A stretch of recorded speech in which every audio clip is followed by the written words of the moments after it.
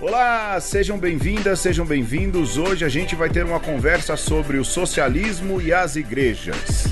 Segura, eu sou Pedro Luiz. Eu sou Carlos Nunes, do canal Não é Heresia. E eu sou Alexandre Ferreira. Olha aí, hein, Alexandre, hoje a gente até tomou banho.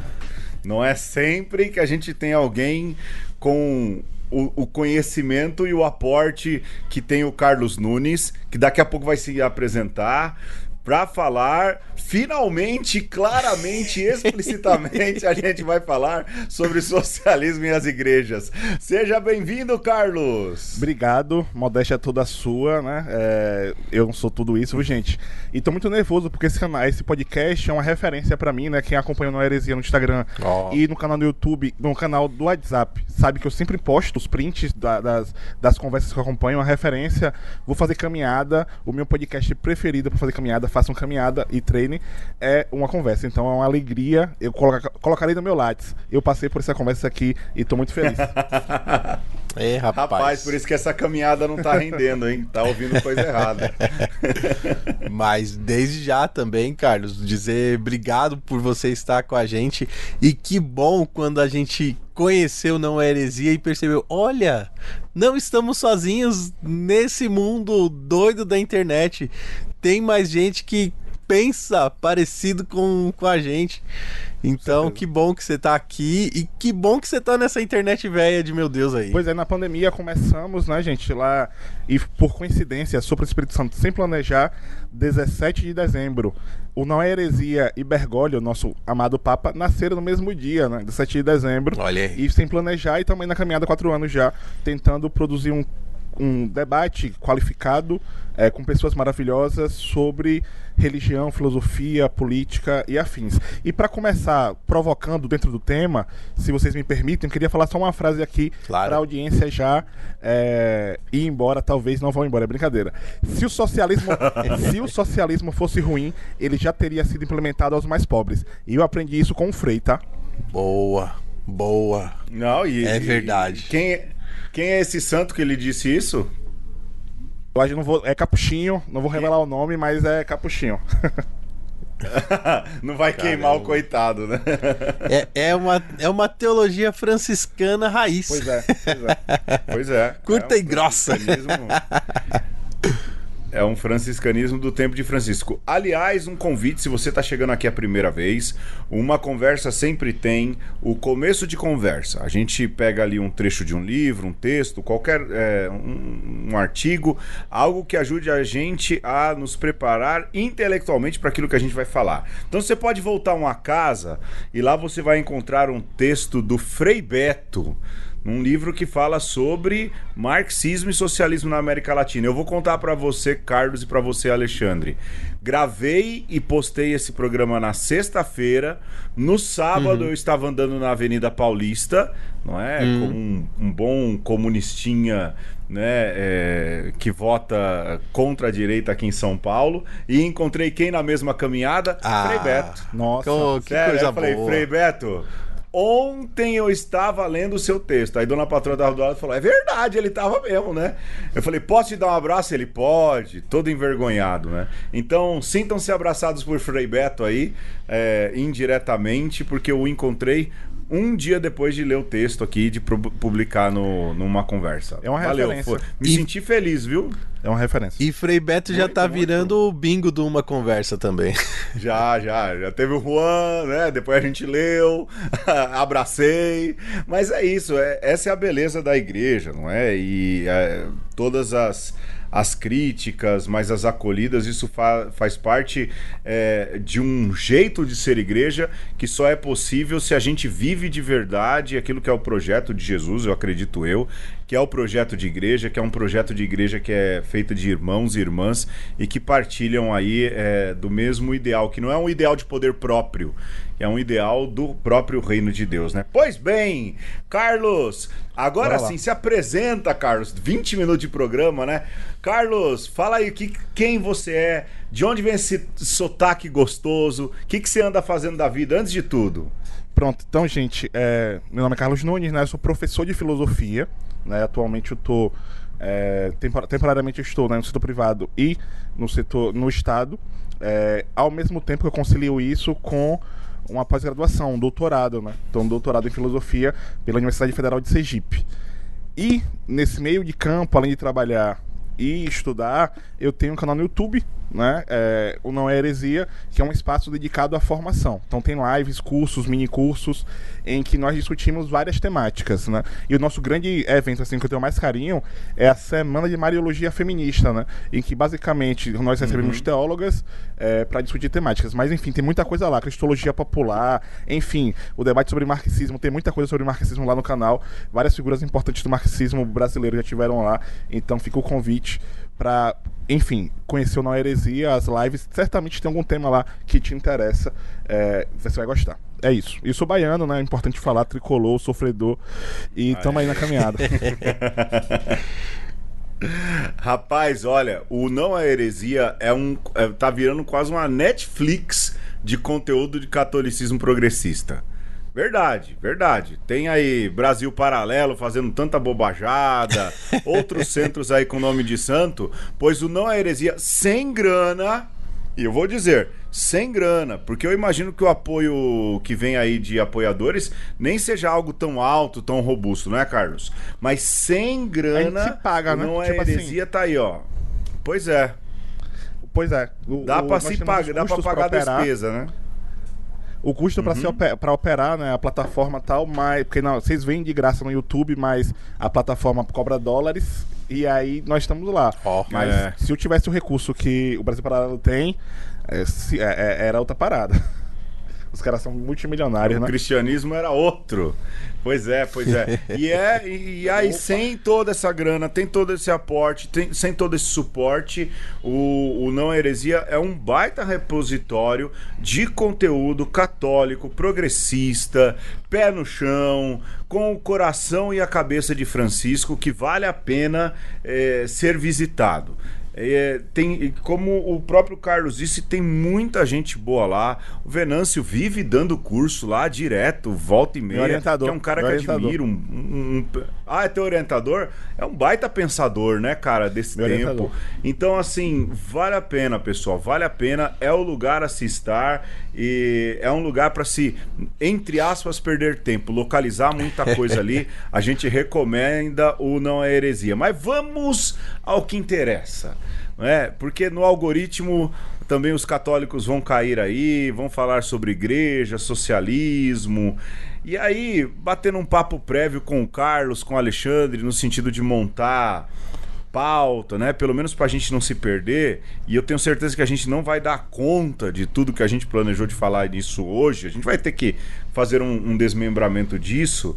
A gente tem um problema, não é? A gente traz o real para a mesa, como diz Kant, que é o fato de que socialismo, comunismo tem uma pecha de que é condenado pelo magistério. Não é isso, Carlos? Como é que é viver essa pecha aí, não é? Você aí na Bahia, nós aqui de São Paulo, mas como é que é viver essa pecha de que a gente tem uma opção política que não coaduna com a vida de fé? Conta aí, faz o remonte histórico também, dê aula, por favor, para isso que a gente chamou, meu irmão. É isso. Vamos lá. Do ponto de vista pessoal, eu vivi, né, durante algum tempo num limbo, até encontrar pares, né? Encontrar pessoas que pensassem parecido comigo dentro do cristianismo, do catolicismo. Lá em 2013, na época, o conflito Dilma contra Aécio, na paróquia que eu estava, a primeira vez que me falaram, você está automaticamente expulso porque você é comunista. Você não pode votar em Dilma, você tem que votar em Aécio. E eu nem era comunista. Isso aí, pois é, Carlos, mas esse é o tempo em que essa porcaria, eu ia falar uma outra palavra mais chula, que essa porcariada começou, não é? E tudo graças a um grupo de bispos aqui de São Paulo que começaram essa loucura e essa maluquice que dá onde a gente tá hoje, né? Desculpa o parêntese. A culpa é nossa aqui, desculpa, viu, Carlos? Que é isso. E aí eu nem era comunista. Eu nem era comunista à época, 2013, eu tava começando a faculdade, tava ali nos primeiros períodos, e vários colegas dizendo, velho, você é comunista, pô, você tem que ler Marx, você é comunista. E aí tudo que eu falava ali, politicamente, tinha relação com a pouca formação teológica que eu tinha à época. E aí eu tava, peraí, mas quem é Marx? Eu não sei e tal. E aí, vida que segue, os caminhos foram me conduzindo a conhecer, né, o Marx. E aí comecei a entender que eu concordava muito com ele, né? E aí em 2015... Te tiraram do armário, Carlos. O caminho, eu de fato devo ser... Pois é, me tiraram do armário. Eu devo ser comunista. E aí eu costumo dizer o seguinte: eu não sou marxista porque é um elogio que eu ainda não mereço. Eu tô começando a conhecer Marx ainda, né? Então é um elogio que eu ainda não mereço. Mas nenhum problema, eu acho que Marx é incontornável no sentido de que compreender o mundo, as nossas relações sociais no século XXI. Eu preciso de Marx para fazê-lo. Ele não vai ser o único teórico necessário, mas ele é o alicerce e toda a reflexão necessária. E aí, a questão, voltando para não fugir da minha experiência, já falei da minha experiência pessoal, né? Foi a igreja que me levou ao marxismo, direto ou indiretamente. O catolicismo formulou vários documentos contra o socialismo. Vários. Os mais famosos são do Leão XIII, com a Rerum Novarum lá em 1891, e seguem o que nós chamamos hoje de doutrina social da igreja. Se vocês me convidarem nas suas paróquias e tudo mais para falarem sobre o ensino social da igreja, né, que é o novo nome, eu vou falar tecnicamente bonitinho, tal, encíclica, beleza. Mas como hoje a ideia é produzir uma reflexão crítica, vamos lá. Todos os estudos que vocês forem ler vai dizer, não, a doutrina social da igreja não é uma terceira via por isso, por aquilo. Mas a questão fundamental é, a doutrina social da igreja não é uma terceira via porque, de fato, ela é uma reforma do capitalismo. Ponto. É uma crítica aí, desculpem, mas eu não tenho como fugir dessa crítica. E eu escrevi um breve comentário para dizer o seguinte: a doutrina social da igreja não é uma terceira via econômica porque, no final das contas, é uma tentativa de reforma da sociedade capitalista. Pois o cristianismo aceitou a mentira liberal que a propriedade privada é dom natural e dom divino. Se a propriedade privada é dom natural e dom dado por Deus, por que a maioria das pessoas do planeta não tem nada? A maioria das pessoas... Exato! A maioria das pessoas do mundo só tem as correntes que prendem os seus pés e as correntes que prendem as suas consciências. O catolicismo condena o liberalismo, mas até que ponto há um rompimento radical? Até que ponto essa crítica não é uma perfumaria? Pois, do ponto de vista da prática, se você mantém a propriedade privada dos meios de produção e justifica alguma forma de exploração e a divisão social em classes sociais, isso não seria capitalismo, minha querida igreja católica? Então, para que ela funcionasse, a classe dominante precisaria ter pena e compaixão da classe trabalhadora, porque a civilização do amor sonhada na doutrina social da igreja passa longe de uma justiça social plena, radical e profunda. E aí, passo para vocês a bola pra gente seguir conversando. Ô Carlos, eu tô com um pensamento muito fresco na minha cabeça do José Maria Castilho, que ele fala sobre isso, não é? Num livro Espiritualidade para Inconformados. Ele fala, quando a igreja ela se torna a patrocinadora de um sistema que é extremamente desigual, ela vai estar não criando esperança, mas criando desespero, criando tristeza, ou seja, vai estar sendo totalmente contrária àquilo que é o próprio pensamento cristão, o pensamento do evangelho. Mas você tá falando de doutrina social da igreja, você sabe que quando eu dou doutrina social da igreja, eu não começo pela Rerum Novarum, eu me recuso a começar pela Rerum Novarum. Eu dei um curso sobre doutrina social da igreja, eu comecei pelo Êxodo, não é? E lembrar, e disse, olha, perfeito, a origem da nossa fé está no fato de que Deus intervém na história porque viu, ouviu e desceu para libertar um bando de escravo lascado para uma situação de liberdade verdadeira, para acabar com a escravidão. E quando eu perguntava na favela do Heliópolis, rapidinho, Ferreira, quando eu perguntava na favela do Heliópolis qual era o livro preferido da galera que morava na favela, eles falavam o quê? O Êxodo. Doutrina social da igreja, que não começa pelo evangelho, que não começa usando a patrística ali, os padres da patrística, São João Crisóstomo, batendo forte nessas questões, não é exatamente uma doutrina social da igreja como deveria ser, né? Fala, Ferreira, eu tô aí já discursando. Foi mal, gente. Não, eu só queria assinar embaixo aí, corroborar com o que o Carlos falou, de que, de fato, quando você pensa em direito natural e propriedade, dá muito bem para ver que nesse posicionamento da igreja e no desenvolvimento do capitalismo, olha, quase dá para ver a igreja passando um pano para a escravidão, assim, para o direito natural à propriedade de escravos.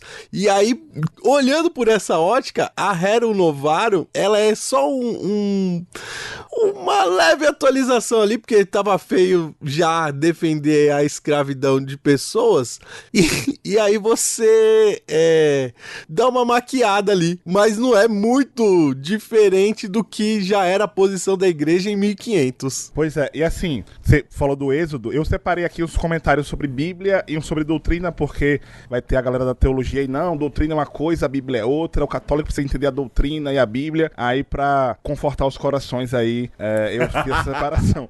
Mas não tem problema nenhum em falar de Bíblia também. Mas antes de falar da Rerum Novarum, dando um passinho pra trás, o Leão 13 escreve, né, tava comentando com os meninos aqui, antes de começar a gravação, que o Leão 13 escreve, anos antes, lá no comecinho do pontificado dele, em 1878, um texto, que eu não consigo pronunciar esse nome em latim, me desculpem, mas o subtítulo do texto é Condenação dos Erros do Socialismo, Comunismo e Niilismo. Todos obstaculizam a autoridade, agridem o matrimônio e a família, combatem o direito à propriedade privada. Nesse texto do Leão 13, lá de 1878, que é um dos primeiros textos dele do papado, ele tá bebendo das críticas do Pio IX ao socialismo, e eu destaquei alguns comentários de ambos sobre a questão socialista. E, no geral, resumindo aqui, que quiserem ler os textos do Papa, ele faz referência, nesse texto do Leão 13, ele faz referência ao Pio IX. Se vocês quiserem ler esses textos, fiquem à vontade, acha fácil na internet.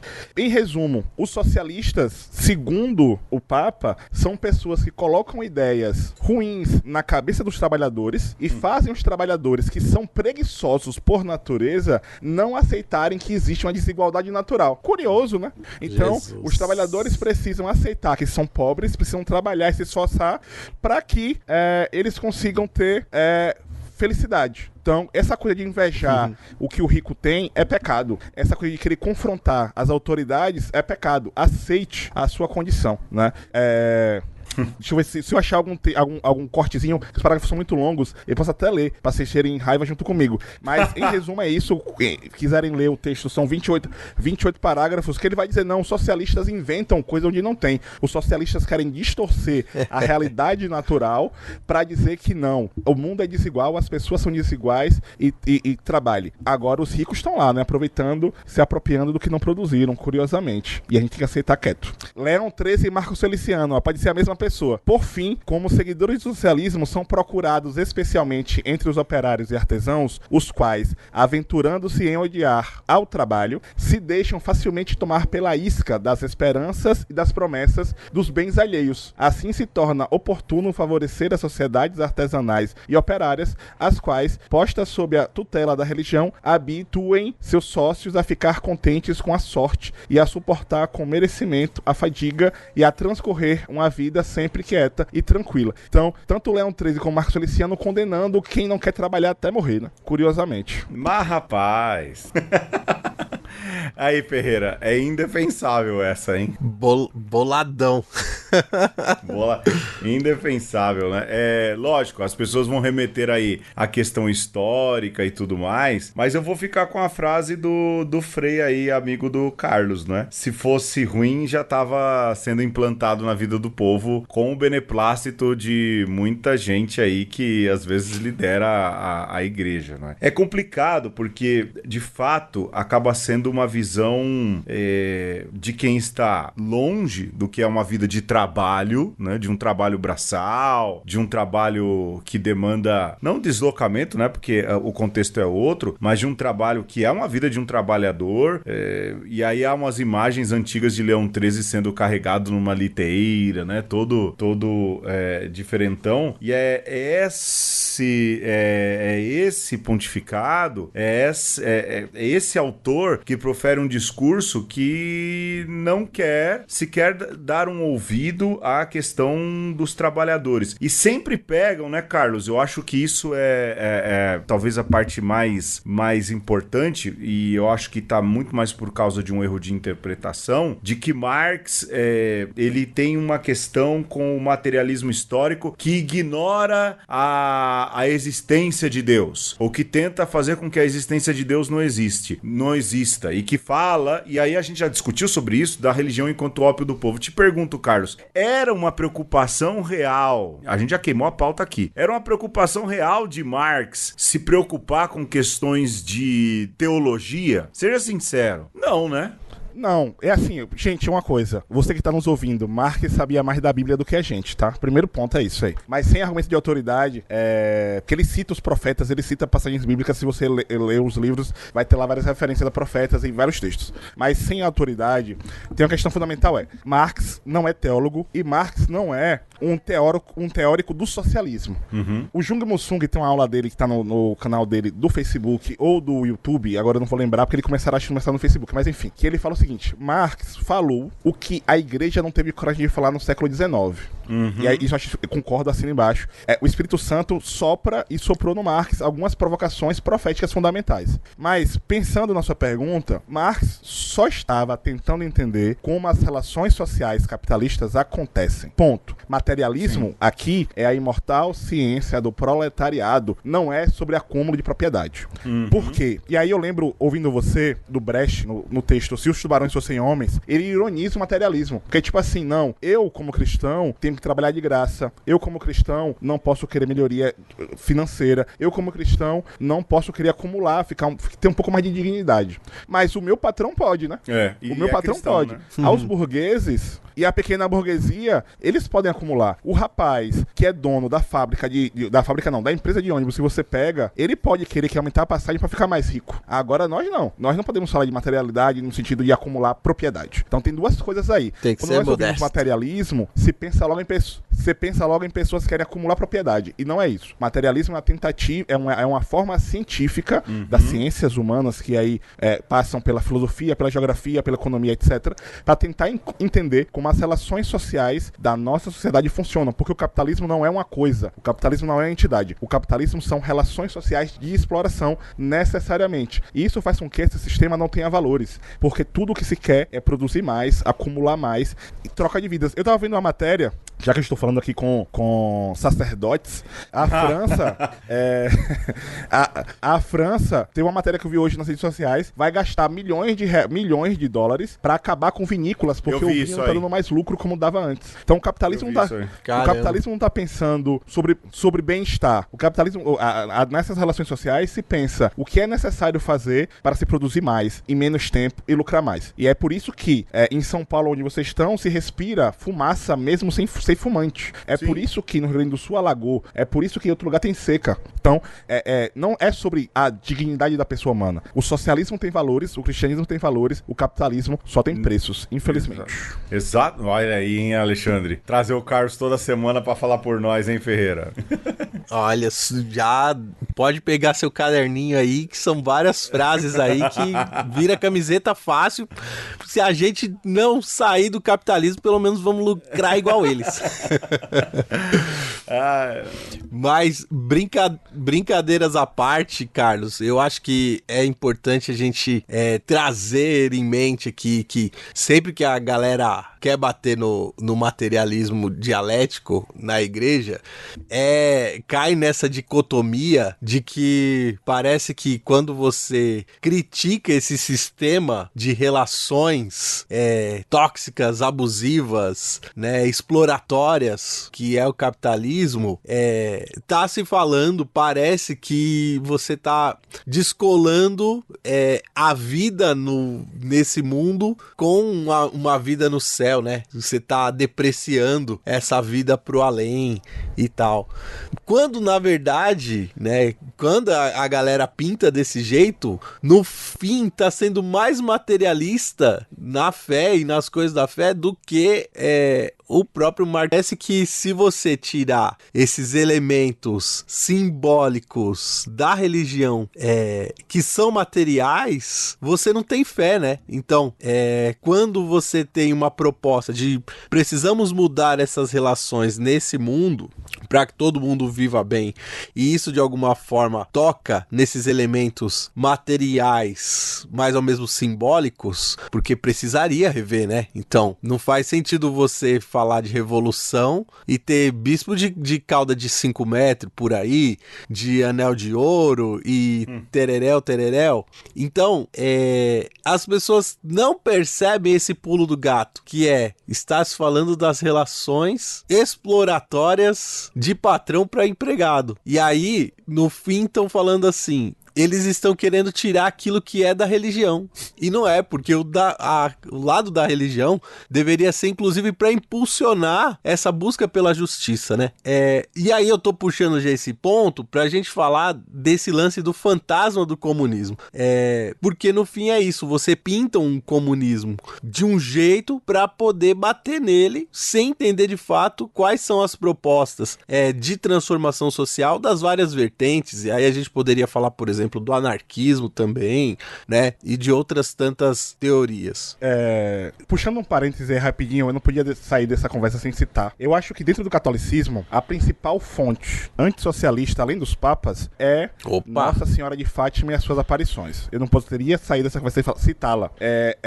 A galera fala, volta e meia fala, não, porque em Fátima se citou isso e tal. Mas na verdade, Carlos, todas as aparições marianas desse período, elas têm uma forte conotação pró-capitalista. Mas todas as aparições marianas desse período. É tão curioso isso, alguém deveria fazer um estudo a respeito, viu? Pronto. E aí, pegando esse gancho, eu diria o seguinte: Nossa Senhora precisa de um curso sobre formação política e análise de conjuntura, porque ela só tem olhos para Rússia, China, Cuba, Venezuela e afins.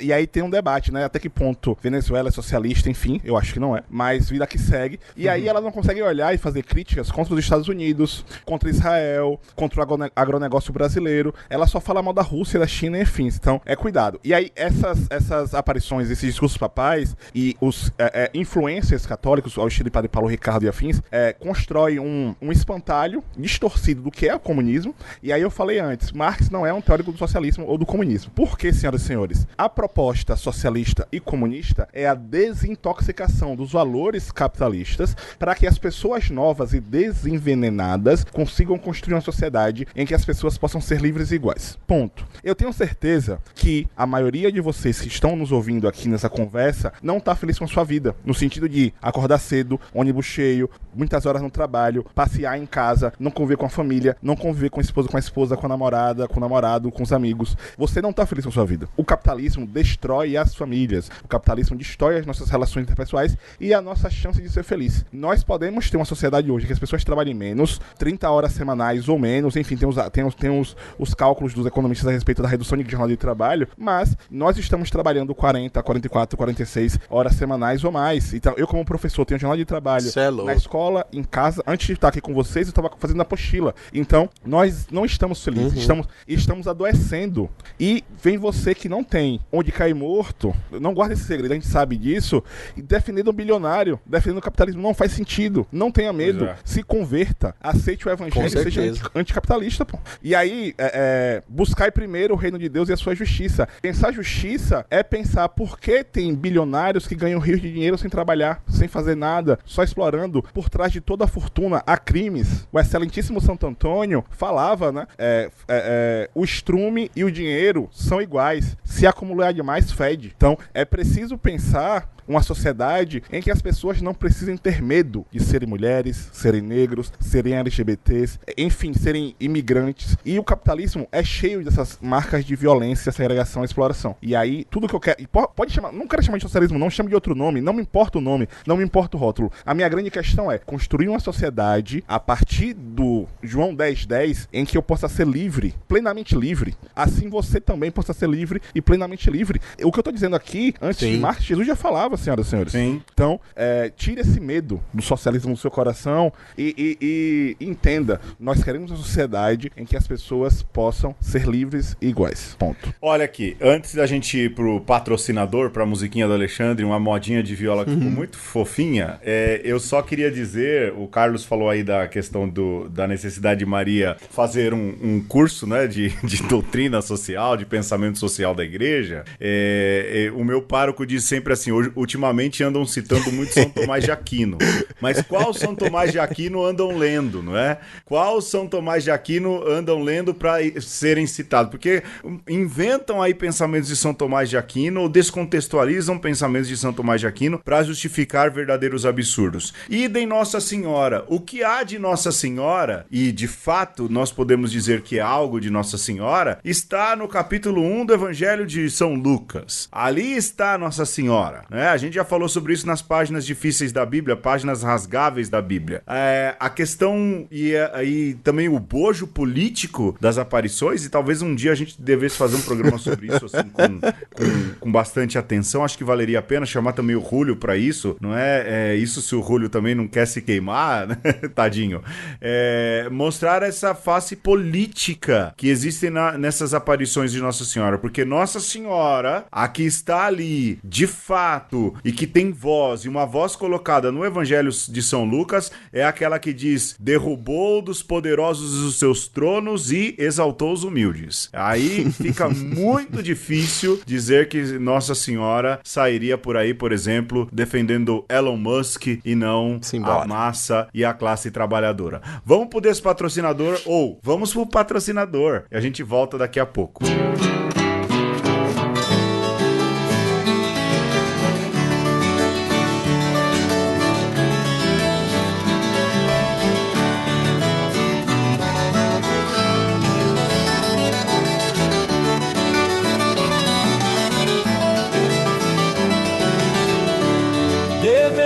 Ter nascido a tal da flor da mudança. A revolução foi pactuada, mas não virou aliança.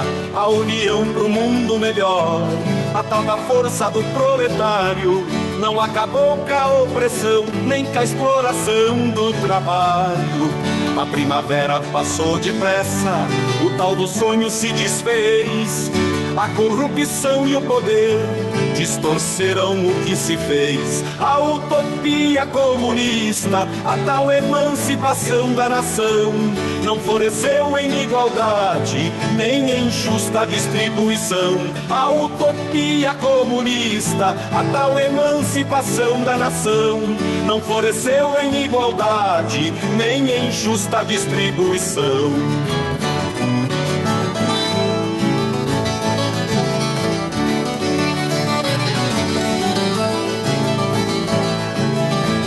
Tecnologia e inovação, a tal erradicação da pobreza virá num passe de mágica, sem se tocar nas riquezas. A esperança foi domesticada, o tal ativismo gourmetizado, de mãos dadas com a desigualdade e com o capitalismo ultrapassado. Nem tudo se resolve com a tal da reta conduta, que morra o conformismo e nasçam os filhos da luta. A utopia comunista, a tal emancipação da nação, não floresceu em igualdade, nem em justa distribuição. A utopia comunista, a tal emancipação da nação, não floresceu em igualdade, nem em justa distribuição.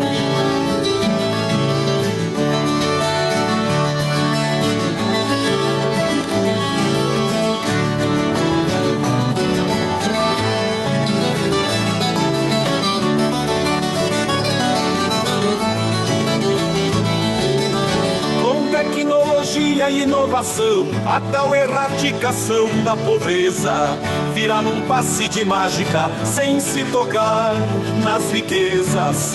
A esperança foi domesticada, o tal ativismo gourmetizado, de mãos dadas com a desigualdade e com o capitalismo ultrapassado. Nem tudo se resolve catal da reta conduta, que morra o conformismo e nasçam os filhos da luta. A utopia comunista, a tal emancipação da nação, não floresceu em igualdade, nem em justa distribuição. A utopia comunista, a tal emancipação da nação, não floresceu em igualdade, nem em justa distribuição.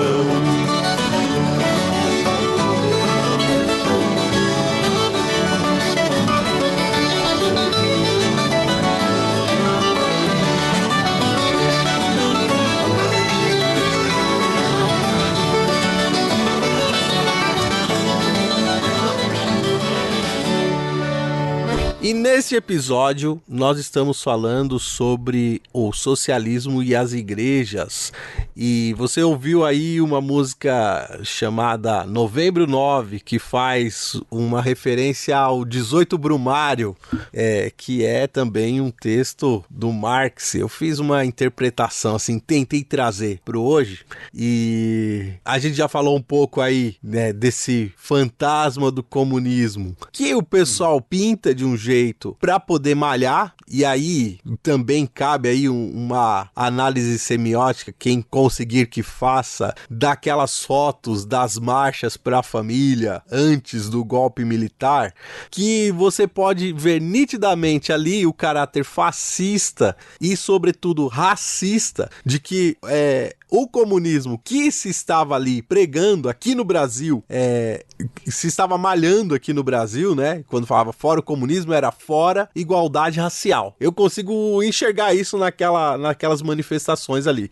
Porque era isso, né? Você tinha uma abolição dos escravizados relativamente recente na história do Brasil, e qualquer coisa que parecia que ia colocar negros e pobres em alguma condição um pouquinho melhor, precisava ser debelada a todo custo. Porém, nos dias de hoje, gente, e aí eu vou jogar uma outra ideia aqui, e aí vocês pegam o que vocês quiserem, né?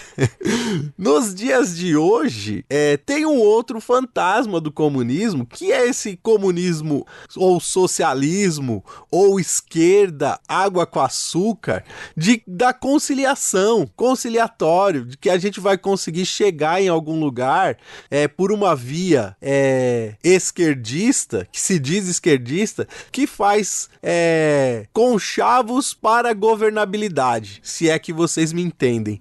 Então, joguei a bombinha ninja aí, me falem sobre esses fantasmas, o fantasma criado pela direita e esse unicórnio aí que o pessoal tá pintando de vermelho aí e chamando isso de a nova esquerda, a esquerda do século XXI. Nisso, Safatli tem uns textos e umas entrevistas, né?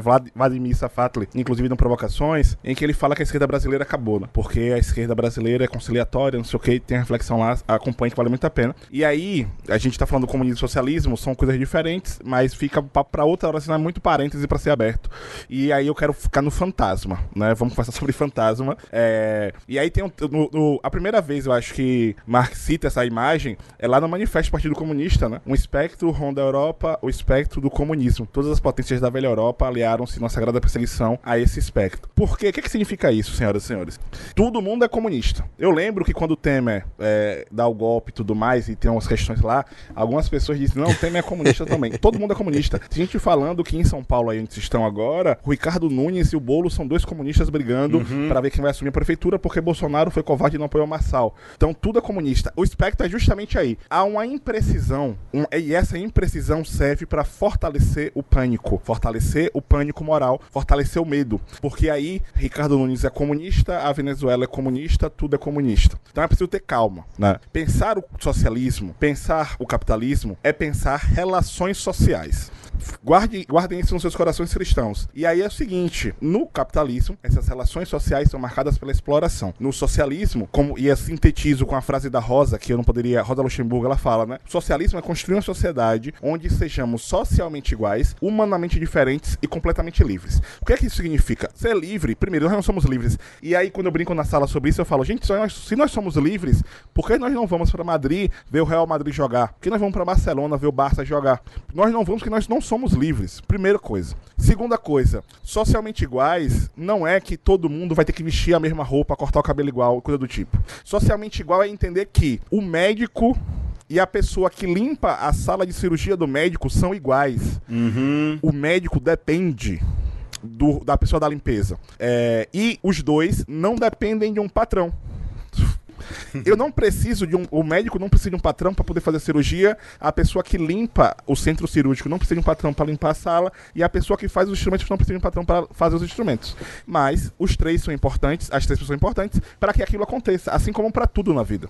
E humanamente diferentes cada pessoa tem suas necessidades específicas. Então, construir o socialismo, diferente de ser uma uniformização, é justamente o respeito às individualidades, diferente do que os doutrinadores querem pregar. Então, pensar o socialismo é tirar esses fantasmas da frente para dizer, nós podemos construir uma sociedade sem formas de exploração. Então, você produz um tênis que você não tem dinheiro para poder comprar. Você tem produz um produto que você não pode comprar. Que sociedade é essa? Então, você produz para quê? Para que alguém lucre? Mas qual o sentido disso? Nós estamos caminhando para o nosso fim, porque o capitalismo opera com a lógica infinita, só que os nossos recursos são finitos. Então, o socialismo é produzir a partir das necessidades. As necessidades precisam ser atendidas. E aí o marketing vai gerando mais necessidade, criando mais buraco infinito, né?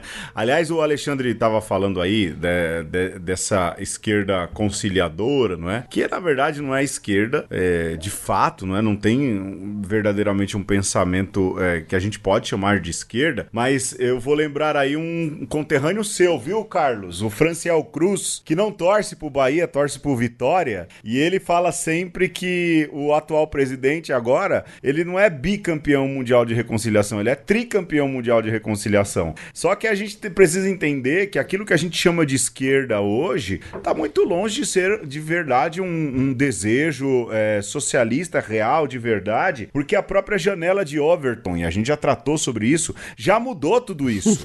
Um cara que nem o Pablo Marçal, por exemplo, se ele continuar assim, desse jeito, daqui a pouco o Bolsonaro vai se tornar um cara moderado, perto daquilo que pode vir depois do Pablo Marçal, que é o quê? É o político digital. Do Tigrinho. É o político das bets, não é? É justamente esse capitalismo aí mais avançado, neoliberal, pós-moderno, que digital, exatamente, entendeu? Que como disse bem o Carlos, não é? Na finitude das coisas, vai começando a dar fim à vida das pessoas. Se é para continuar mantendo o ritmo de enriquecimento de quem já tá rico, e se para isso a gente precisa matar pessoas, matemos. Ora, se a gente precisa sugar do Estado, suguemos. E se o Estado precisa matar pessoas para continuar sugando, que mate. Ora, isso é óbvio. No período da pandemia, se falava muito, e se falava em tom jocoso, mas era muito verdade, de que os liberais estavam achando boa a história de uma pandemia, porque isso aliviaria o quê? O déficit previdenciário. Ou seja, o Estado não deveria tanto, e aí então as empresas conseguiriam sugar mais ainda do Estado, para que justamente na morte de pessoas continuassem aí sorvendo as riquezas do país. Ora, como é que vai conciliar com gente assim, cara? Não é? Como é que vai conciliar com gente assim? E eu, que sou da área da comunicação ultimamente, o que eu vejo é uma imprensa que deveria ser combativa, pontificando tudo isso, normalizando todos esses absurdos, não é? E é óbvio, não é? Que aí o comunismo vai ser mesmo um espantalho, que o socialismo vai ser mesmo vítima de um ataque, e vai fazer isso porque também interessa aos meios de comunicação manter no poder e manter naquilo que o monopólio de informação e o monopólio de se criar informação, justamente para que não haja participação popular nessa situação. E aí a gente volta para um discurso de fé, porque quando um discurso de fé ele quer ser monopolizante, ele está tirando aquilo que tem, pelo menos no cristianismo, que é o aspecto mais original do cristianismo, porque Jesus não era da classe monopolizante da religião e da religiosidade. são essas contradições que a ferro e a fogo são muito difíceis de se resolver. Bom, falei demais, gente. Foi mal aí, hein? Nada. Sobre... isso eu concordo contigo. E assim, sobre esses fantasmas ainda, eu queria... pontuar talvez uma última coisa, que ainda é um discurso essa galera se comete um monte de erros propositais ou por ignorância. Então, o socialismo são ditaduras porque em Cuba só tem 3 marcas de iogurte. No Brasil tem quantas milhões de pessoas passando fome, né? E aí? Então, pensar que por erro ou proposital ou por ignorância, desconhecimento, se deslegitima qualquer perspectiva social que caminhe no horizonte socialista. Então, se no socialismo alguém tropeça, bate a cabeça e morre, foi o socialismo que matou. Mas Marielle Franco, que morreu por causa de terra, tá comprovado aí, né? Sim. Irmã Dorothy, que morreu porque defendeu pobres. Chico Mendes, que morreu porque defendeu a natureza. E não só essas 3 pessoas, né? O Brasil, por exemplo, para não ir longe, para não falar de outras terras, falar de casa, liderança... sempre tá no pódio, no top 3, de países que mais matam lideranças populares no mundo. Lideranças indígenas, quilombolas, movimentos sociais, partidos de esquerda. Então, não é o capitalismo que mata. O capitalismo, senhoras e senhores, nos leva a matar, roubar e destruir. E na Bíblia, eu acho que era o Satanás, né, que fazia isso. Se eu não estiver enganado, vocês são mais religiosos do que eu.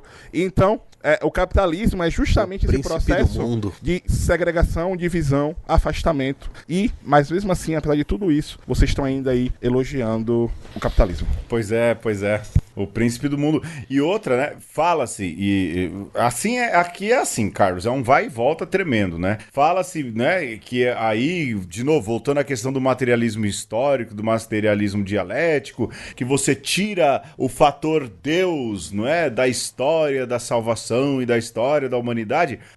Quem é o Deus desse tempo, caramba? Quem é o Deus desse tempo? Os maiores expoentes católicos hoje presentes nos meios de comunicação são vendedores, não é? Os maiores expoentes de venda de produtos hoje são representantes católicos. Você clica lá numa TV católica, o quê? Reza uma Ave Maria e vende uma água abençoada. Reza um Pai Nosso, vende um quadrinho de Nossa Senhora. Esses agora, católicos virtuais, não é? Esses católicos aí totalmente voltados aí a uma vida de fé virtual. Aliás, o Juan, que participou aqui conosco... Desparoquiados. O Juan, aliás, tem até um excelente artigo falando que de São Miguel e do culto de São Miguel nas telas, e não tanto na realidade, não é? E ele diz e a gente percebe que essa galera não tá preocupada num projeto de igreja. Essa galera tá preocupada num projeto de fazer crescer a obra e mais ainda ganhar dinheiro. Essa turma tá preocupada com caixa, não é isso, Ferreira? E se você não fazer o ritual capitalista da propaganda para evocar as ofertas do dinheiro, você é excomungado dos meios de comunicação e passa a não poder frequentar aí, né, essa religião que é o capitalismo, né?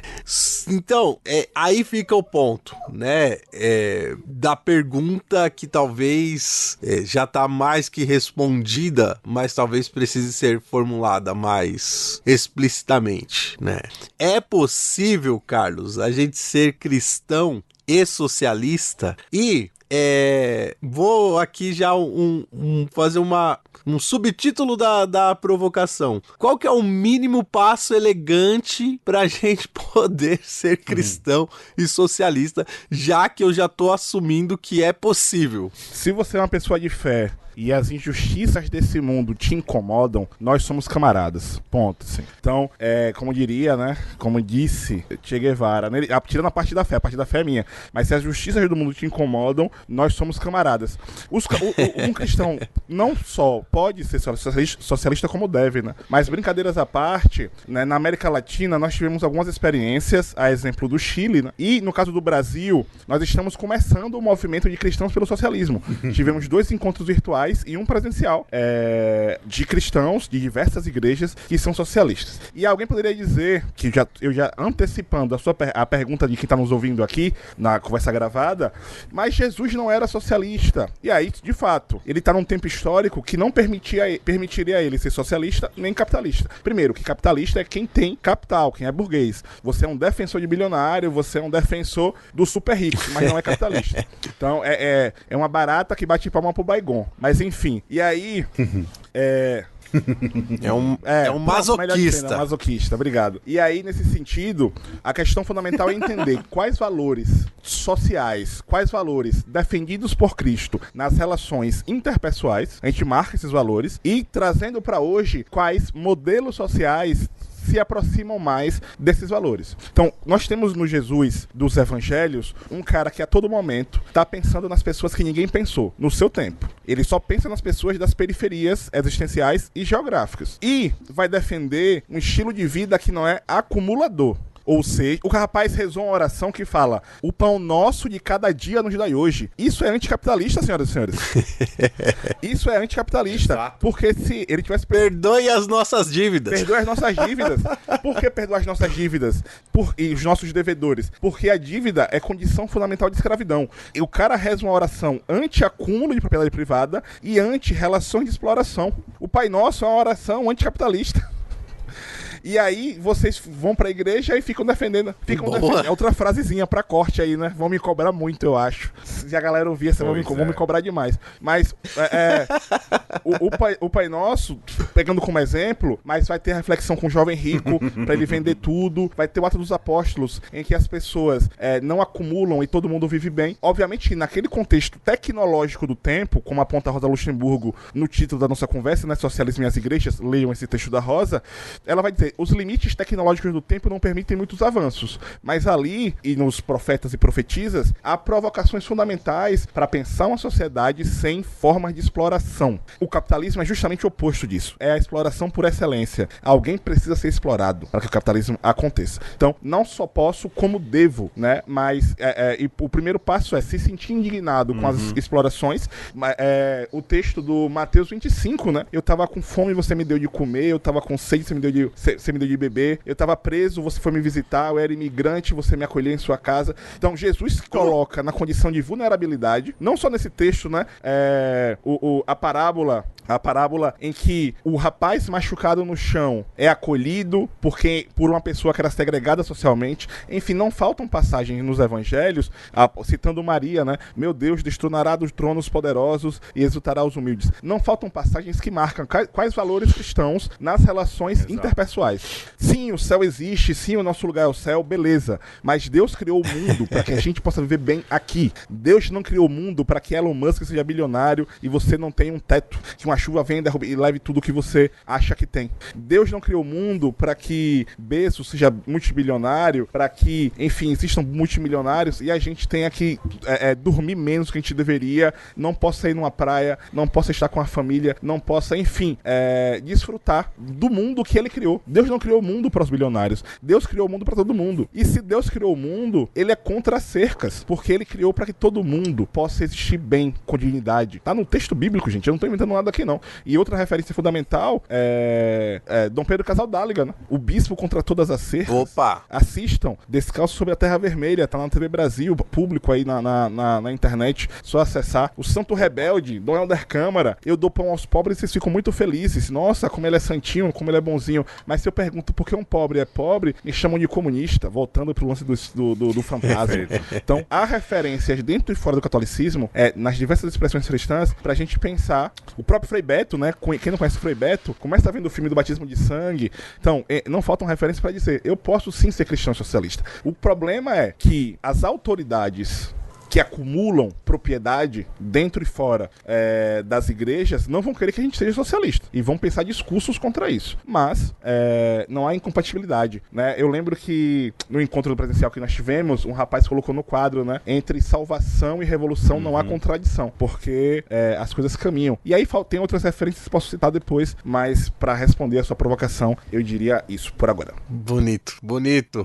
É isso, não se sentir só, Pedro Luiz. Caramba, Ferreira, a base vem muito forte, né, rapaz? Que orgulho que dá desses moleque, hein? Caramba, olha, eu vou dizer, tem que trazer o Carlos aí uma vez por bimestre pra gente ficar pistola ouvindo ele falar, né? A gente falar, caramba, cara, é isso. Carlos, nossa, mano, é que a gente tá chegando no final, referência não falta, mas isso significa que a gente pode desdobrar essa conversa em outros episódios e de muitas outras maneiras. E certamente isso vai acontecer. Cara, como é bom, né, Ferreira, perceber aí uma geração mais jovem que a gente, com muito mais ímpeto, com muito mais brio, com muito mais coragem aí, de pensar diferente, de propor diferente e sem medo, não é?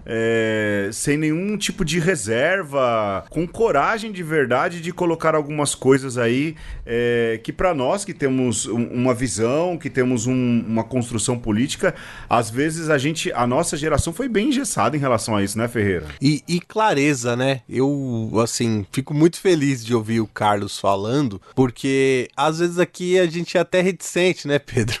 Sim, até sim. na nossa demora de abordar diretamente o tema, por isso, por N motivos, né? Pela própria história de uma conversa, mas ouvir o Carlos não só aqui, mas no Não É Heresia, e mais toda essa rapaziada mais nova, dá essa... a gente consegue vislumbrar que de fato, né, algumas coisas têm que ser ditas com clareza, com prontidão, né, e com essa sagacidade que o Carlos nos traz, né? E tem que ser dito mesmo, né? Então não tem outro caminho. E a gente podia falar ainda de revolução, de como ela é incontornável e como o próprio Cristo nos chama a essa radicalidade que deveria ser em todos os âmbitos, mas enfim, é isso, né?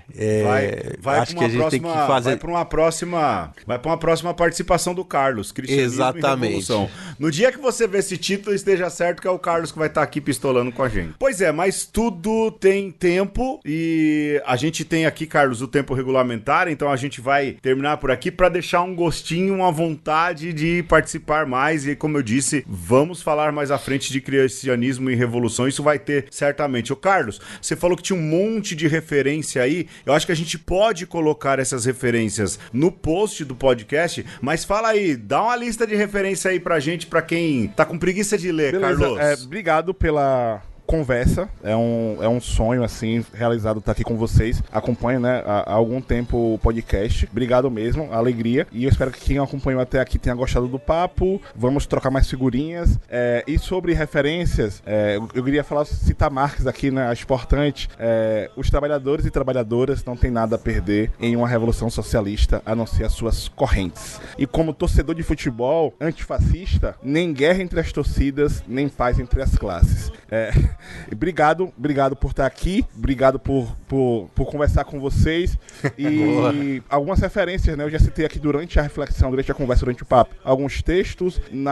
No começo de conversa, o Pedro citou um texto, mas eu também gostaria de recomendar, né?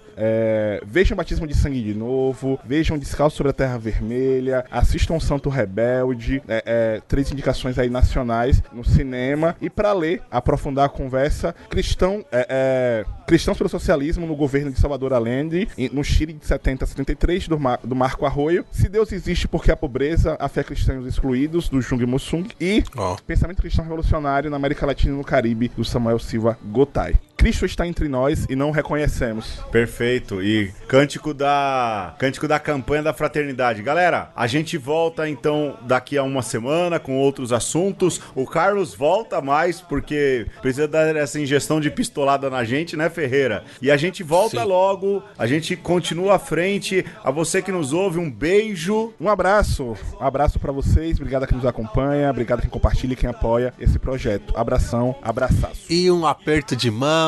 Vamos juntos, de mãos dadas somos fortes. A situação da nação não floresceu em igualdade, nem em justa distribuição. A utopia comunista, a tal emancipação da nação, não floresceu em igualdade, nem em justa distribuição.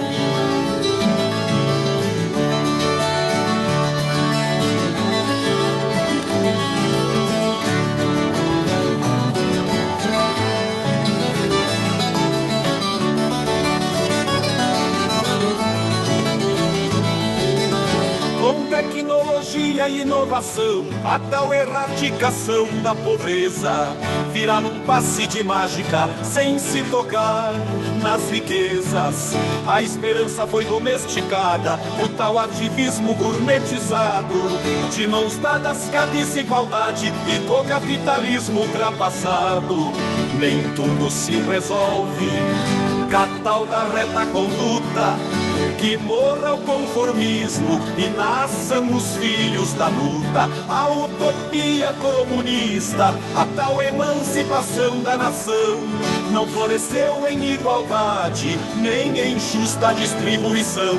A utopia comunista, a tal emancipação da nação, não floresceu em igualdade, nem em justa distribuição.